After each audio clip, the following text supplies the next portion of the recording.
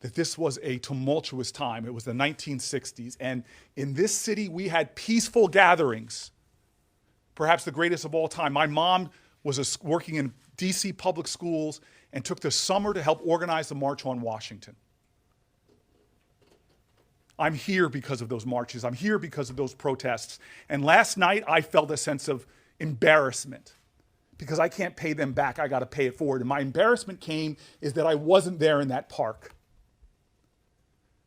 Because I can imagine what would have happened in America if a president during the greatest march of that era, the March on Washington, had decided that they wanted to parade in the public for a photo op, and upon those peaceful assembled protesters on the Washington Mall to hear one of the greatest speeches of all times, what would have happened if they came out upon those peaceful gatherers with tear gas, rubber bullets, horses marching against those protesters?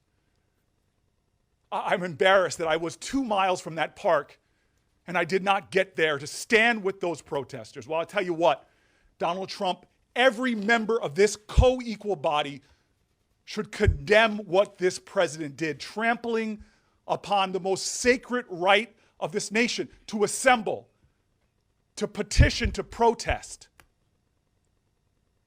What this president did was to make a mockery of our civil rights. I say ours. I was not there in that park, but every one of us should wish we were there. And I'm telling you right now, if Donald Trump wants to gas someone next time, start right here. If he wants to shoot somebody with our federal officials with rubber bullets, start right here. If he wants to trample them with horses while they peacefully assemble, come to this body. Because what he did to those Americans in that square yesterday, he did to all of us. Shame on him to stand and hold up the Bible of our faith, of a man who understood humility, our Savior, who stood up against power misused, who stood up against every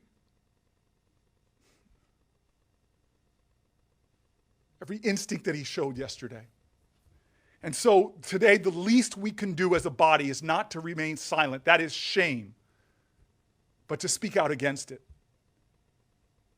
This was a moment yesterday on this sacred ground, our capital, where people protesting on issues from women's rights to civil rights to LGBTQ rights, people on the left and the right of the spectrum come to understand that if you stand peacefully, if you protest peacefully, you will be respected by your federal government, and that was violated yesterday. And so where do you stand today?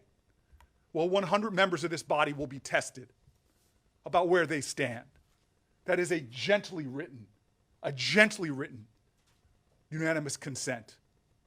Everyone should stand up and be counted right now and say aye.